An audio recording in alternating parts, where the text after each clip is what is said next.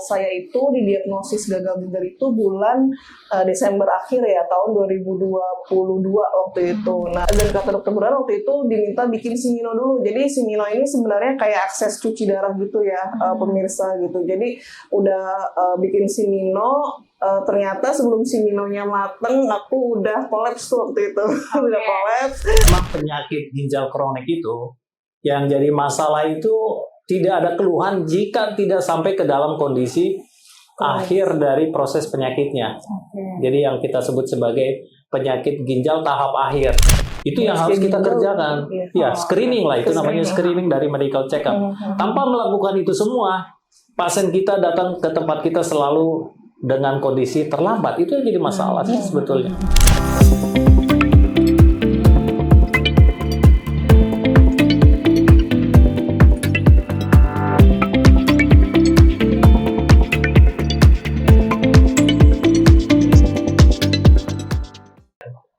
Halo sahabat Bunda dimanapun Anda berada, kembali lagi bersama saya dengan Dokter Danti di Bunda Podcast Show.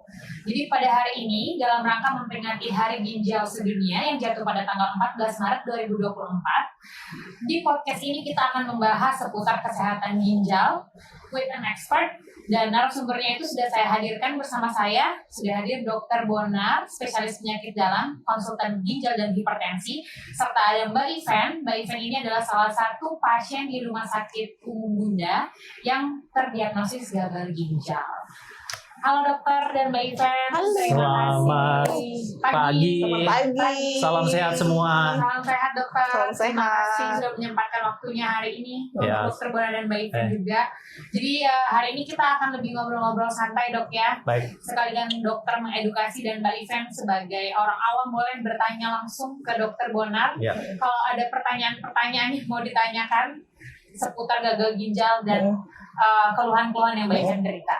Ya, jadi sedikit saya beritahukan terlebih dahulu pada sahabat Bunda, Mbak Iven ini merupakan penyandang gagal ginjal yang terdiagnosis sejak bulan Desember tahun 2022 dan mulai melakukan cuci darah sejak bulan Januari tahun 2023. Saya kayak Mbak Iven dulu ya dok ya. Oke, Boleh baik. Mbak Iven ceritain mungkin awalnya terdiagnosis gagal ginjal itu seperti apa Mbak? Keluhannya, pengalaman yang dirasain itu apa?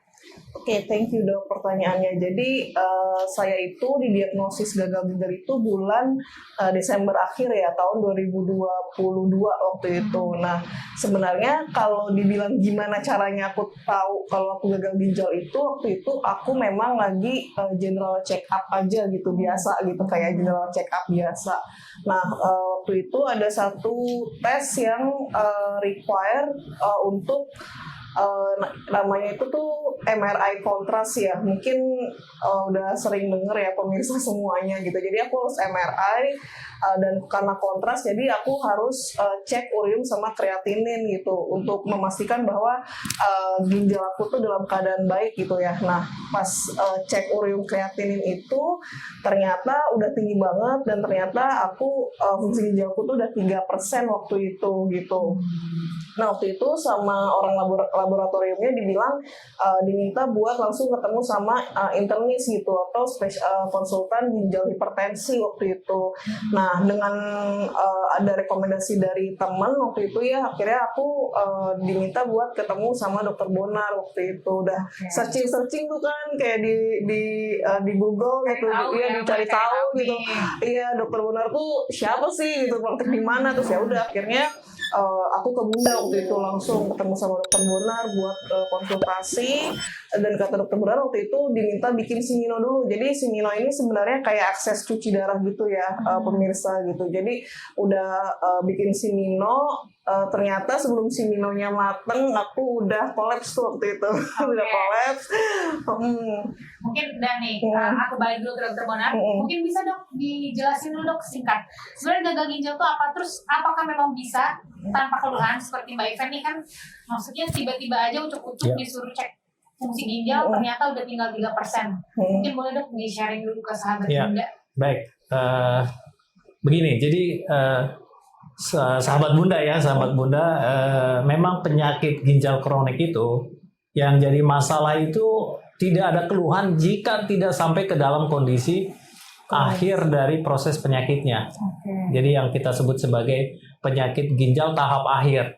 Kalau belum sampai ke posisi tersebut, pasien itu biasanya tidak akan mengeluh sesuatu ya, terutama seperti Ivan bilang sampai kolaps, bisa sampai mual muntah, itu biasanya sudah menandakan fungsi ginjalnya tidak bekerja dengan baik.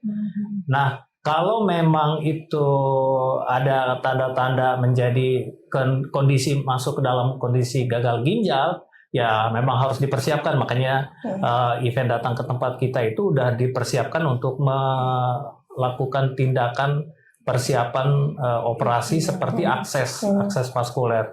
Jadi memang kalau kita kembali lagi ke kondisi deteksi dini sih sebenarnya, kenapa kita tidak bisa melakukan identifikasi bahwa orang atau pasien itu datang ke kita udah gagal ginjal? Karena memang laboratorium menjadi kunci utamanya. Tanpa melakukan pemeriksaan laboratorium yang sederhana, terutama urin lengkap, kita tidak mengetahui ada gangguan ginjal.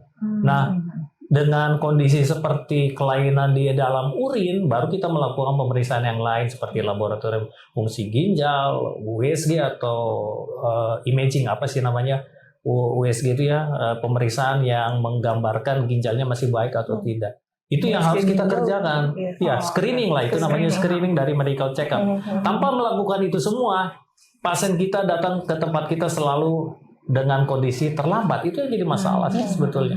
Makanya pemeriksaan itu harus dikerjakan. Oke, jadi memang sebaiknya memang sebelum dilakukan pemeriksaan itu sebaiknya memang sudah ada rutin untuk general check up gitu ya dok ya? Ya, biasanya yang kita anjurkan semua orang yang udah aktif bekerja itu general check up itu menjadi kewajiban, terutama minimal 1 tahun sekali. Kan kalau general check up kan ada itu programnya 1 tahun sekali. Nah, kalau misalnya ada faktor risiko, terutama kalau ada keluarganya ada riwayat cuci darah sebelumnya misalnya, atau ada kencing manis atau darah tinggi, itu lebih diwajibkan lagi untuk melakukan pemeriksaan. Soalnya kalau nggak ada pemeriksaan laboratorium, pasti kita tidak akan tahu bahwa dia ada gangguan. Oke. Nah, tapi kalau untuk kembali ke Mbak Ivan ya dok, usianya kan tergolong masih muda. Iya, betul. 30 ya sekarang Mbak ya? 32. Udah 32. Tapi pas ketahuan itu aku 29. 29 iya. Nah, Sekarang aku 31 deh, sorry. sekarang 31. Oke. Itu kan masih benar-benar usia produktif ya dok. Dan kadang kita udahlah nggak mungkin gitu. Itu memang apakah ada pengaruh dari gaya hidup atau selain faktor keturunan tadi yang kita kecualikan ya dok ya? Atau ada faktor-faktor pendukung lain dok? Ya, kalau terkait dengan penyakit ginjal kronik itu kan multifaktorial. Jadi faktornya nggak hanya satu, tapi yang paling mudah diidentifikasi itu pola hidup kita sih sebetulnya. Terutama misalnya mengkonsumsi obat-obatan tanpa indikasi dokter misalnya seperti itu, atau kalau misalnya yang terkait dengan minum-minuman ya minum-minuman yang mengandung bahan pengawet atau makanan yang mengandung pengawet, itu pada orang-orang tertentu rentan untuk menjadi gangguan ginjal. Makanya sebenarnya kalau kita dari sisi kesehatan secara keseluruhan, pola hidup itu menjadi hal yang sangat penting dan mungkin sangat mahal kalau udah sakit. Padahal itu mudah dikerjakan kan, pola hidup yang sehat itu misalnya olahraga teratur, makanan-makanan yang benar-benar sehat yang tanpa pengawet. Kayaknya gampang gitu kita ngomongnya, tapi sebenarnya kalau kita lihat sejarah dari zaman dulu, orang-orang tradisional kita itu udah makanan-makanan sehat itu menjadi konsumsi utama. Karena pola hidup kita sekarang berubah dengan makanan cepat saji, itu yang membuat semua akan terganggu metabolisme kita. Itu yang memang harus diperhatikan sebagai pencegahan awal. Ditambah lagi juga sudah lifestyle yang begitu, kadang-kadang kita juga malas olahraga juga. Nah iya, itu yang jadi masalah. Malas minum air putih, apalagi kalau udah kerja ya kadang belinya ya boba, minuman manis, soft drink, otomatis kan air putihnya itu. Karena cepat saji itu kan gampang diminta, dengan pencet dengan tangan jadi datang 5-10 menit nyampe di kita, itu yang jadi masalah. Betul. Nah, kalau dari Mbak Ivan sendiri nih, untuk kebiasaan sehari-harinya apakah sering tuh konsumsi kayak makanan cepat saji, terus minum-minuman dingin, soda, soft drink gitu? Kalau dulu sebelum sakit sih aku cenderung jarang sih minum minuman soft drink dan lain-lain itu. Aku tuh lebih senang minum air putih sebenarnya gitu kan, tapi memang ya kadang-kadang aja sih gitu. Terus kalau untuk makan sendiri mungkin iya ya, karena aku tuh dulu kan cukup nggak concern ya sama kesehatan gitu. Maksudnya makan tuh kayak makan-makan cepat saji, terus berminyak yang banyak kayak gitu tuh sering banget sih. Ya namanya juga masih muda ya, masih produktif, jadi pengennya ya senang-senang terus gitu. Tapi ya memang itu ternyata ya nggak bagus juga sih gitu buat badan ya. Mungkin itu jadi salah satu faktor juga sih gitu. Cuman kalau minum minuman manis enggak sih aku. Aku lebih suka air putih. Berarti lebih ke makanan ya? Lebih ke makanan iya. Ya. Iya, kalau makanan. Tadi sempat spill katanya sebelum sakit 105 kilo. Iya, jadi aku tuh sebelum sakit itu 105 kilo. Jadi emang aku tuh apa sih namanya? Kalau kelebihan berat badan. Jadi aku tuh memang udah kelebihan berat badan tuh udah lama banget ya, udah dari kecil gitu, mungkin ya gen juga gitu kan. Nah jadi aku obesitas udah obesitas tingkat 3 apa ya kalau nggak salah. Jadi emang udah parah banget tuh obesitasnya. Terus gara-gara udah sering sering sakit juga kan, karena sering nyesek segala macem, akhirnya aku diet terus turun 40 kilo. Nah tapi waktu itu memang diet aku tuh diatur dan diawasi sama ahli gizi sih Mbak gitu. Oke, jadi bukan diet yang bukan diet yang abal-abal gitu enggak ya? Enggak sih, gitu. Terus ya udah dari situ sempat ke dokter gizi juga, ngecek apakah memang gara-gara penyebabnya diet. Tapi pas dilihat dari program dan lain-lainnya seharusnya sih oke sih, nggak karena itu gitu. Oke. Terus kita beranjak ke bulan Januari. Di bulan Januari itu mulai kolaps ya tadi katanya, sempat kolaps ya. Harus cuci darah ya, dirawat 5 hari kalau salah itu. Nah itu fase dari bulan Desember mulai terdiagnosis sampai bulan Januari itu berarti beneran tidak ada masalah iya. sama sebenarnya sekali. sih pas aku kan di diagnosis itu tuh Desember akhir ya, minggu kedua, minggu ketiga gitu ya sama dokter Bonar juga. Nah terus udah pasang Simino waktu itu. Cuman di akhir-akhir Desember itu tuh aku udah mulai ada yang aneh memang sama badan aku. Yang pertama tuh aku lemas banget, lebih lemes banget gitu. Terus jadi gampang ngantuk gitu loh Mbak. Jadi kayak ngantuk gitu. Terus habis itu badanku mulai bengkak sama aku mulai mual. Itu yang kerasa banget. Jadi sama lidah aku tuh udah mulai pahit gitu. Jadi kalau makan itu tuh pahit banget rasanya, kayak aneh gitu lah.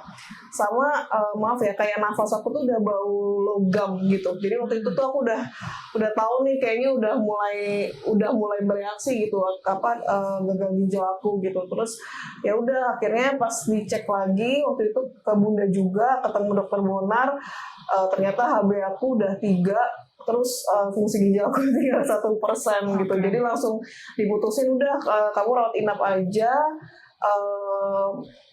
Langsung pasang tunnel waktu itu, operasi pasang tunnel, karena memang harus as soon as possible cuci darah kayak gitu, karena kondisinya udah nggak bagus banget gitu. Nah sebenarnya sih, tapi sebelum itu aku tuh benar-benar nggak ada gejala sama sekali, jadi masih beraktivitas seperti biasa aja, kayak kerja, terus olahraga, terus nongkrong sama teman-teman. Jadi kayak even pas udah di diagnosis tuh kayak masih belum terasa itu gitu gejalanya, jadi masih bisa dipakai aktivitas. Nah tapi semakin lama tuh ya ternyata ya nggak bisa dipungkiri ya, namanya juga organ kita udah rusak. Jadi akhirnya ya di akhir-akhir Desember itu gejalanya tuh udah mulai kerasa gitu ya. Yang paling kerasa banget itu tuh badanku udah mulai bengkak tuh bagian bawahnya. Kakinya? Nah, kakinya udah mulai bengkak, terus berat aku tuh naik 10 kilo waktu itu. Jadi langsung naik banget gitu. Terus ini aku nyadar ini udah bukan sesuatu yang wajar nih di badan aku gitu. Makanya langsung udah pas waktu itu jadwal kontrol, ternyata ya memang harus udah cuci darah sih waktu itu. Karena cairannya udah numpuk banget, terus urium ya yang nilainya tinggi itu. Urium aku tuh udah 400 something. Kayak udah 400 ke atas gitu. Kreatininku udah 12 atau 15 gitu waktu itu. Jadi secara udah fisik udah nggak oke, Dari klinis juga udah oke, udah akhirnya langsung buru-buru cuci darah Cuci sih. darah di bulan Januari. Bulan Januari. Oke. Nah, aku pindah dulu ke dokter Bonar nih. Dok, kenapa ditunggu dok? Dari bulan Desember ke Januari sampai Mbak Iven beneran kolaps itu sampai ada keluhan. Kenapa tidak langsung di bulan Desember? Langsung dikasih pilihan, oh kamu harus cuci darah nih. Gitu. Terus berapa lama tuh biasanya kan kalau yang awal masih 3% ya dok, berarti kan ginjalnya masih ada fungsi, apalagi tadi sampai dokter bilang belum ada keluhan sama sekali gitu. Nah di bulan Januari kan itu lumayan cepat, berarti cuma berselang kurang lebih 2 minggu. Memang seprogresivitasnya secepat itu atau gimana dok? Baik, ini pertanyaan yang ini menarik juga ya, karena ini orang awam sering bertanya seperti ini. Kita kadang-kadang bagaimana ya, orang kita itu kan kalau kita katakan cuci darah itu seperti vonis ya, seperti vonis hukuman mati lah katakan seperti itu ya. Jadi event ini kan orang yang cukuplah berpendidikan meskipun mengenai penyakit tidak begitu paham, padahal fungsinya sudah di bawah 10%, itu artinya memang harusnya kan kita lakukan tindakan dialisis atau cuci darah. Tapi karena ya bukan hanya event yang seperti ini, orang awam atau orang yang tidak mengerti kesehatan biasanya akan mencari terapi alternatif. Sehingga kadang-kadang tindakan untuk memasang akses vaskuler seperti Simino atau tunneling itu sebenarnya menjadi menjadi advice kami yang secara tidak langsung untuk mempersiapkan dialisis atau cuci darah. Kita beda lah orang kita dengan orang di luar ya.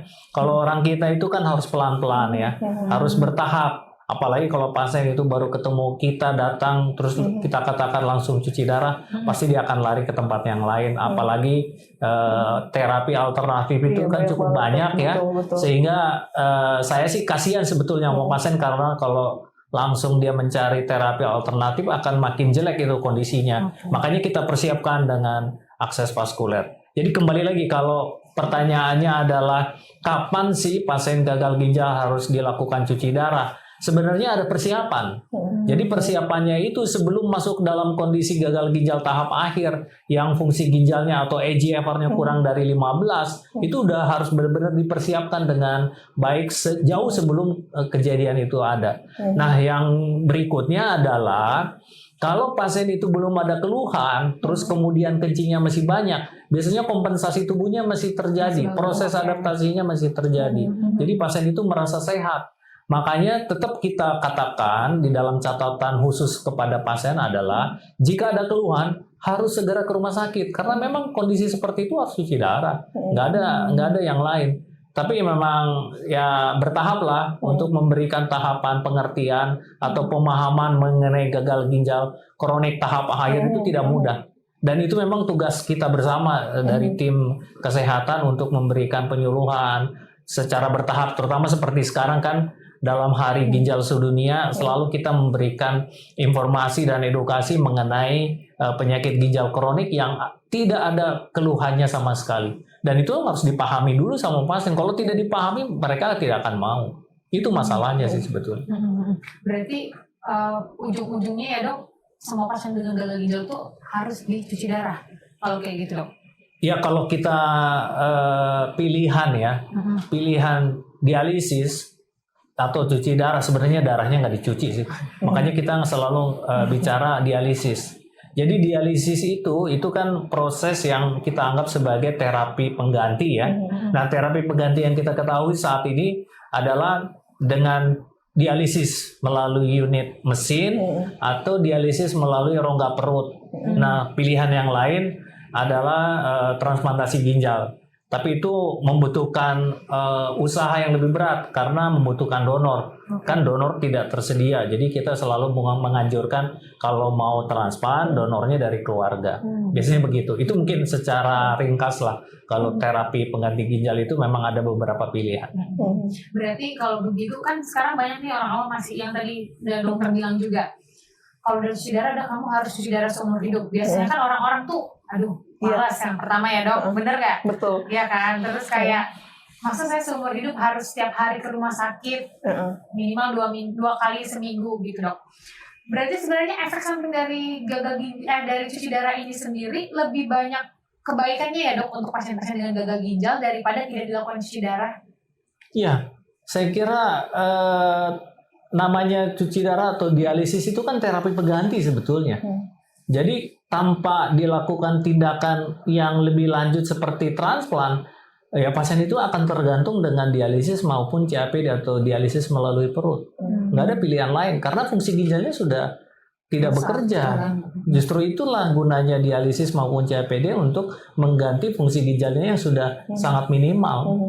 Kalau enggak ya komplikasi yang macam-macam yang seperti Mbak Iven katakan, ada mual, ada bisa sampai lemes, sampai nggak bisa bekerja, ya itu semua akan mengganggu aktivitas sehari-hari. Itu yang menjadi problem orang yang dilakukan dialisis. Saya kira memang harus kewajiban. Harus diwajibkan. Oke. Nah, balik ke Mbak Iven nih, setelah dilakukan cuci darah tuh, mulai setelah cuci darah tuh langsung ada progres yang terjadi atau langsung perbaikan kondisi atau gimana Mbak?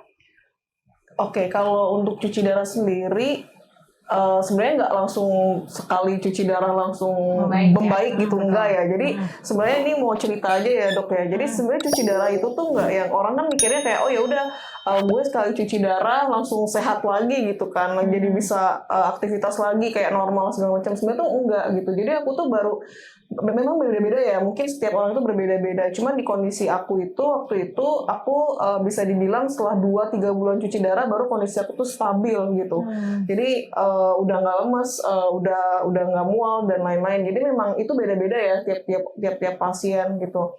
Nah kalau membaik, iya sangat jauh lebih membaik keadaannya. Jadi yang tadinya aku kerja itu kayak lemes, terus habis itu suka pusing dan lain-lain itu, aku udah nggak pernah kayak gitu. Jadi aku sekarang kalau kerja atau berkegiatan itu lebih bertenaga gitulah, punya tenaga gitu kan. Terus udah nggak udah nggak mualnya udah hilang karena kan dicuci ya, racunnya kan dibuang gitu.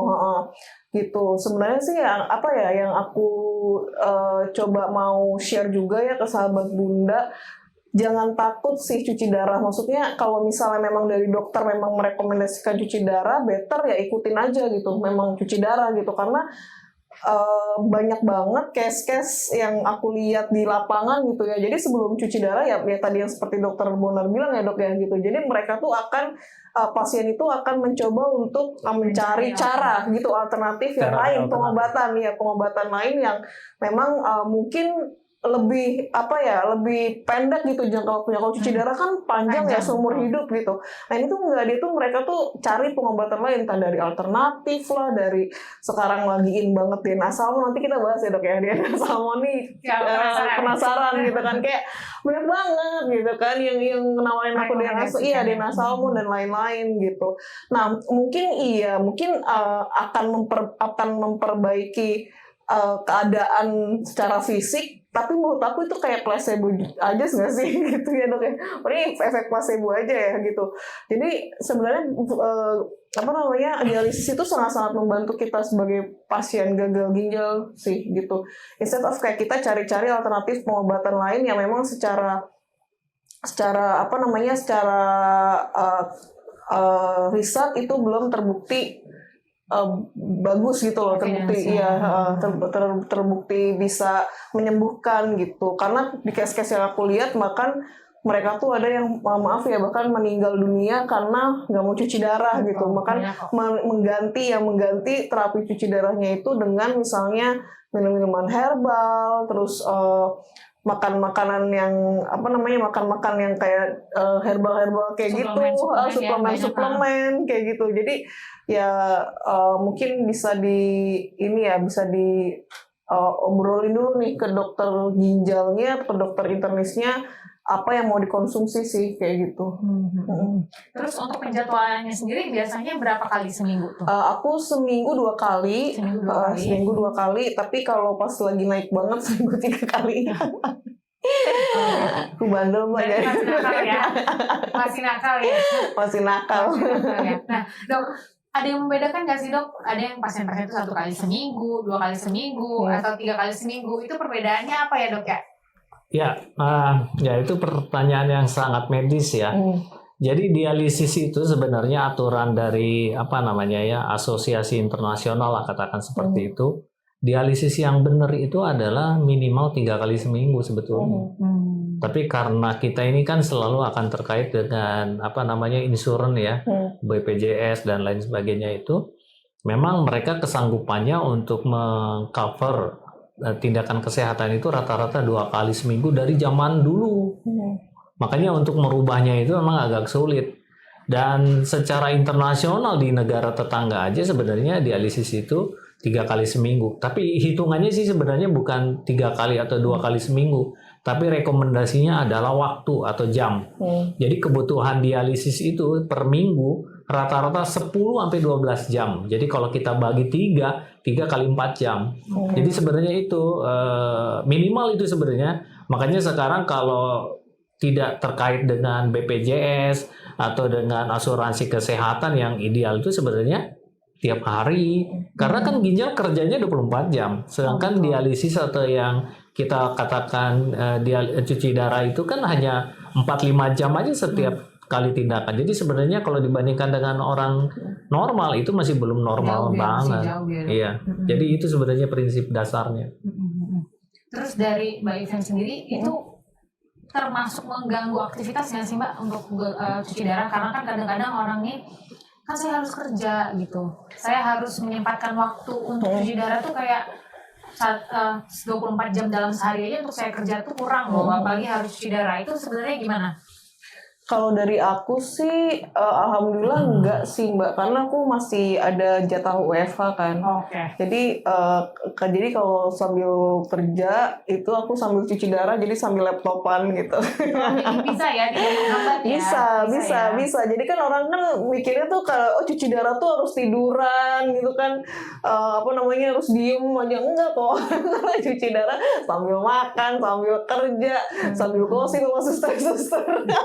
Ini bisa banyak banget aktivitas yang ya maksudnya tetap nggak bisa aktivitas yang ini ya pindah-pindah ya gitu, maksudnya tetap statis aja gitu, yang dinamis tuh nggak bisa, cuman ya masih bisa kayak kerja terus meeting, kadang-kadang aku sambil cuci darah tuh bisa banget gitu. Jadi sebenarnya ya enggak sih, alhamdulillah enggak begitu ganggu sih gitu. Karena kan aku juga jadwalnya 2 kali seminggu itu tuh hari Rabu, kadang Selasa atau Rabu sama Sabtu kan. Jadi Sabtu kan aku nggak kerja, jadi aman. Jadi tinggal Rabu aja sih. Rabu kan suka WFH juga, jadi nggak ganggu sih. Dan ya memang cuci darah itu menyenangkan ya, tidak seperti yang difikirkan benar-benar. Saya tidak bisa ngapa-ngapain. Enggak. Jadi sebenarnya dibilang menyenangkan ya nggak menyenangkan ya, siapa yang mau sakit kan. Cuman ya tidak semengerikan aja yang dulu kan aku mikirnya tuh kayak wah cuci darah nih pasti serem banget gitu kan, kayak bakal darah kita dikeluarin, disedot terus dicuci, dibalikin lagi, kayak wah itu kayaknya bakalan serem banget gitu. Tapi pas dijalanin mah enggak kok gitu, kayak ya biasa aja gitu. Bahkan ada beberapa case yang tiap abis cuci darah tuh malah seger, badan tuh lebih seger gitu kan, terus lebih ringan tuh udah pasti, karena kan airnya kan dibuang ya gitu, karena airnya kan dibuang, jadi badan tuh lebih ringan sih gitu. Tadi apa nih yang mau dikepoin dari Dokter Bona tentang DNA salmon ya? Iya dok. Boleh langsung. Ini cerita aja ya. Cerita aja nih ya, sahabat Bunda. Jadi tuh kemarin itu aku tuh dapat WA gitu lah ya dari salah satu di grup grup penderita gagal ginjal gitu di WhatsApp. Katanya tuh ada ditawarin buat treatment DNA salmon nih dok. Bagiin nih dok sekarang kan DNA salmon itu sebenarnya benar nggak sih dok? Karena kan yang aku tahu tuh cara kerjanya dia itu mengenerasi sel-sel yang generasi sel-sel yang udah rusak gitu ya dok ya. Sebenarnya sih kalau secara logika ya accepted ya, karena kan ginjal itu kan udah rusak nih sel-selnya, terus digenerasi jadi dia bisa berfungsi kembali. Nah memang itu bener ya dok ya gitu, apa memang efektif gitu untuk mengobati gagal ginjal gitu ya, gitu dok. Oke, waduh, ini pertanyaan yang sebenarnya agak sulit saya jawab langsung ya. Saya kasih clue aja ya, saya kasih clue aja. Jadi sebenarnya terapi pengganti ginjal itu kalau ditanya terapi yang ideal itu hanya satu, yaitu transplantasi ginjal. Namun memang sekarang ini banyak penelitian ya, penelitian yang mau menggantikan sel-sel, katakanlah sel rusak di ginjal itu mau digantikan oleh suatu terapi khusus seperti stem cell atau mungkin bahan-bahan natural seperti ikan salmon dan lain sebagainya itu untuk tujuannya mengganti fungsi ginjal yang terganggu. Problem besarnya adalah ginjal itu fungsinya ada beberapa hal yang sampai saat ini tidak bisa digantikan sama sekali oleh terapi yang kita ketahui atau pengetahuan kedokteran yang bisa dikerjakan saat ini. Yang bisa digantikan sel-sel itu adalah sel-sel rusak hanya dindingnya saja. Makanya kalau terapi misalnya ada luka bakar kemudian pakai stem cell gitu ya, karena dinding selnya yang rusak diganti dengan dinding sel lagi. Tapi kalau ginjal misalnya untuk hormonal itu nggak bisa digantikan. Ya, untuk regulasi tekanan darah, untuk membuat sel darah merah di dalam tubuhnya untuk stabil itu nggak bisa digantikan. Makanya sampai saat ini terapi stem cell maupun terapi yang lain itu tidak bisa menggantikan yang gagal ginjal. Tapi nggak tahu ya, kan pengetahuan akan berkembang. Seperti AI segala macam kan bisa menggantikan kegiatan diagnosis dari dokter kan. Hanya secara prinsip dokter itu kan orang yang harus bisa mengenal pasiennya dengan baik. Human approach itu dibutuhkan. Jadi kalau hanya mesin aja ya kayaknya sih belum sampai ke sana sih ya. Ya jadi clue-nya adalah terapi pengganti ginjal itu harus digantikan oleh ginjalnya sendiri. Jadi transplant obatnya. Tapi kalau terapi terapi medikamentosa seperti terapi herbal atau terapi stem cell yang sejenisnya itu masih belum sampai ke titik yang memuaskan, kurang lebih begitulah. Ya, tapi penelitian lagi berjalan, bukan berarti penelitian tidak berjalan. Kita tunggu aja hasilnya, nanti kita akan publikasikan secara luas kepada masyarakat. Gimana, ada pertanyaan lain nggak buat Dokter Bonar nih? Udah sih. Ini fakta-fakta di luar-luaran sana nih kan biasanya banyak dari keluarga, tetangga. Paling ini aja gitu sih ya. Dari sahabat Bunda, kalau aku tuh setiap ngomong atau misalnya setiap cerita gitu ya ke orang-orang kalau iya saya tuh gagal ginjal stage 5 itu pasti mereka bilang iya Mbak minum ini aja, makan itu aja, atau misalnya konsumsi herbal ini aja kayak gitu loh. Jadi disuruh konsumsi daun-daun gitu kan, daun-daun rebusan gitu kan. Jadi kayak itu tuh gimana ya, sebenarnya itu kan secara penelitian itu tuh belum dibuktikan gitu. Jadi better sahabat Bunda yang mungkin keadaannya sama kayak aku gitu ya, mending langsung aja ke dokter atau ke dokter yang memang expert ya, memang belajar gitu ya tentang gagal ginjal. Jadi tahu nih treatment yang tepat itu seperti apa. Oke. Mungkin terakhir Dok, tadi kan dokter udah sempat menyinggung-nyinggung tentang transplantasi ginjal. Apalagi kayak pasien kita Mbak Ivan ya, baru 31 tahun. Untuk transplantasi ginjal itu sendiri, apakah bisa dilakukan ke seluruh pasien dengan pengidap gagal ginjal kronik, atau memang ada checklist-checklistnya nih Dok? Ada yang bisa, ada yang enggak gitu? Ya, jawabnya agak sulit juga ya. Kalau secara umum sih, orang yang gagal ginjal itu sebenarnya kalau kita sebut sebagai kandidat atau calon untuk bisa melakukan transplantasi ginjal, hampir kita katakan hampir semua bisa. Tapi memang ada kondisi-kondisi medis kalau misalnya sakit berat sekali, misalnya jantungnya berat banget terganggu, sakit paru berat yang terganggu yang nggak bisa disembuhkan misalnya, ya itu agak sulit ya. Tapi prinsipnya semua orang yang gagal ginjal itu semua menjadi kandidat untuk bisa melaksanakan transplantasi ginjal. Jadi nggak ada batasan. Itu hak hak pasien dan hak namanya hak medis yang bisa dilaksanakan sampai saat ini di seluruh dunia. Oke, berarti tidak hanya cuci darah seumur hidup ya dok, ada Iyalah, pilihan lain iya, yaitu iya. transplantasi ginjal, tapi memang akan membutuhkan waktu yang lama, pemeriksaan yang sangat panjang dan mendalam untuk sampai bisa ke tahapan itu. Ya mungkin saya mau tambahkan sedikit, jadi gini ya, terapi pengganti ginjal itu kan artinya apa? Artinya terapi ini hanya sementara, dialisis itu sementara. Jadi tujuan dari terapi pengganti dialisis maupun CAPD itu ujung-ujungnya harus bisa melaksanakan transplantasi ginjal. Hanya problemnya, jadi saya promosi sedikit jadi ya. Problemnya adalah donor itu tidak tersedia dengan baik dan belum masuk ranah registri nasional gitu. Jadi hanya rumah sakit tertentu aja yang bisa melaksanakan transplant. Jadi donornya biasanya kita anjurkan dari keluarga. Karena jual beli organ itu sangat dilarang di seluruh dunia, bukan hanya di Indonesia. Jadi biasanya kalau pasien seperti event ini kan beliau juga akan kandidat untuk transplant. Saya selalu menganjurkan keluarganya dan kebetulan kakak ya, adiknya yang menjadi calon. Jadi biasanya kita menganjurkan keluarga lingkar dalam itulah yang menjadi calon donor untuk transplantasi ginjal. Berarti kalau nggak ayah, ibu, adik, Ya terserah lah pokoknya keluarga ya. Oke gitu. Boleh dokter langsung sekalian di closing nih. Podcast sudah selesai. Pesan-pesan dari dokter untuk sahabat Bunda tentang kesehatan ginjal ataupun pasien-pasien yang mengidap gagal ginjal kronik. Ya. Dipersilakan dokter. Baik, terima kasih sobat Bunda. Jadi ada dua hal yang perlu diperhatikan ya. Yang pertama, untuk orang yang mengidap penyakit ginjal kronik nggak usah takut. Karena terapi pengganti yang ada di Indonesia, apalagi di Rumah Sakit Bunda ini udah tersedia, sehingga datang ke tempat kami akan dilayani untuk dilakukan tindakan dialisis. Nah, untuk orang sehat, hati-hati. Orang sehat itu kan kalau udah sakit biayanya mahal. Jadi harus kita jaga kesehatan kita melalui pola hidup ya. Pola hidup itu apa? Pola hidup itu yang diperhatikan adalah yang pertama yang paling mudah itu memilih makanan yang sehat.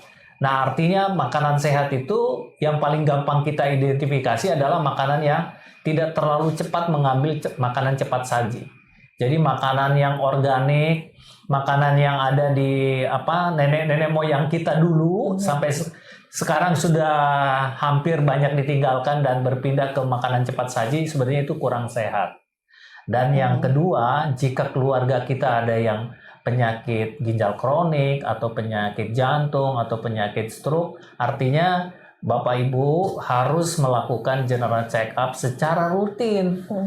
Tanpa pemeriksaan general check up, penyakit ginjal kronik tidak akan diketahui. Datang ke tempat kami itu biasanya sudah dengan kondisi sangat lanjut, sehingga kita tidak bisa melakukan modifikasi hidup lagi ya. Jadi catatannya adalah lakukanlah general check up secara rutin untuk semua orang yang sehat maupun orang yang mempunyai faktor risiko, terutama dengan riwayat kencing manis, darah tinggi, dan penyakit ginjal lainnya. Saya kira itu. Oke. Terima kasih Dokter Bonar dan Mbak Ivan untuk waktunya hari ini. Thank you. Ya, Thank you sahabat Bunda. Mungkin nanti kalau sahabat Bunda ada nih yang mau tahu atau lebih concern tentang kesehatan ginjalnya, mau ketemu langsung dengan Dokter Bonar, boleh di Poli RSU Bunda lantai 2. Kita di sini tersedia Dokter Bonar spesialis penyakit dalam konsultan ginjal dan hipertensi, serta timnya Dokter Vidya spesialis penyakit dalam konsultan ginjal dan hipertensi. Untuk Dokter Bonar itu di hari Sabtu dari pukul 9 sampai pukul 11, dan untuk Dokter Vidya dari hari Senin sampai Jumat dari jam 3 sore sampai selesai. Terima kasih untuk seluruh sahabat Bunda yang sudah menyaksikan podcast kita pada hari ini. Sampai bertemu di kesempatan selanjutnya. Bye-bye. Bye-bye. Salam sehat. Salam sehat.